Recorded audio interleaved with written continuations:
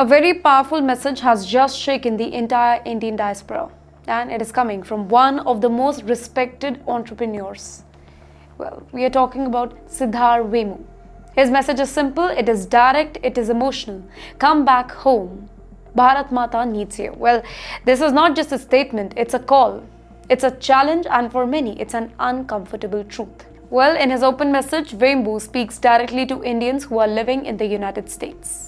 He begins with gratitude, acknowledging a journey that millions understand. Landing in a foreign country with very limited resources means but very strong education, very ambitious. He openly says that America offers opportunity, jobs, growth, financial stability, and that Indians, they must remain grateful for that.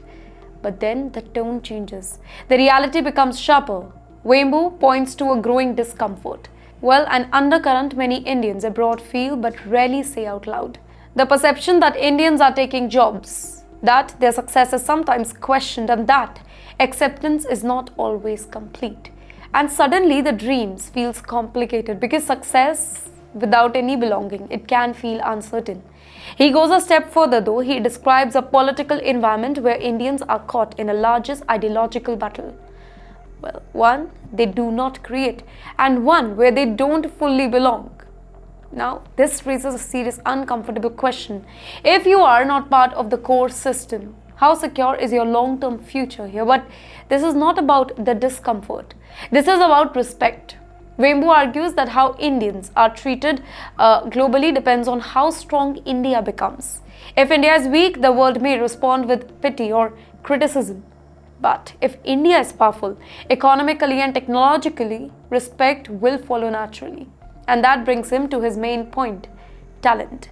India already produces world-class talent every single year, engineers, doctors, researchers, entrepreneurs.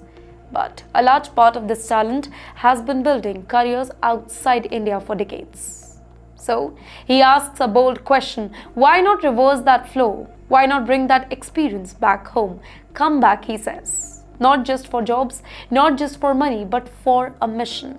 To build, to guide, to contribute, to shape the future of a rising India. Well, he calls for a kind of mission mindset where returning is not a sacrifice, but a purpose-driven decision. This message, it has now triggered a massive reaction online. Some people are deeply inspired. They call it reality check. A reminder that true respect comes from nation strength, not just individual success abroad. Many say India does not need remittances. It needs its people back. But the response is not one-sided. There are strong pushback too. Many professionals highlight practical challenge. Long working hours in India, lower salaries as compared to the US, high taxes, infrastructure gaps. For them, returning is not just an emotional decision, it's a financial and lifestyle calculation. Ladies and gentlemen, there are also concerns about work culture, bureaucracy, and ease of doing business. Some argue that unless systems improve, faster approvals, better public services, more transparent governance, it will be very difficult to convince large number of professionals to return home. In fact, another key concern is career growth. Many Indians in the US, they work on cutting-edge fields, AI, advanced engineering, global finance, where opportunity, where funding, where research ecosystem, they are all still stronger. The question is, can India really match that environment that fast? Well, at the very same time, India is also changing. Let me remind you that companies like Zoho itself have proven that global success can be built from India. The startup ecosystem is booming. In fact, government initiatives like Make in India, Digital India and Semiconductor Mission, they are trying to bring the high-end manufacturing and innovation back home.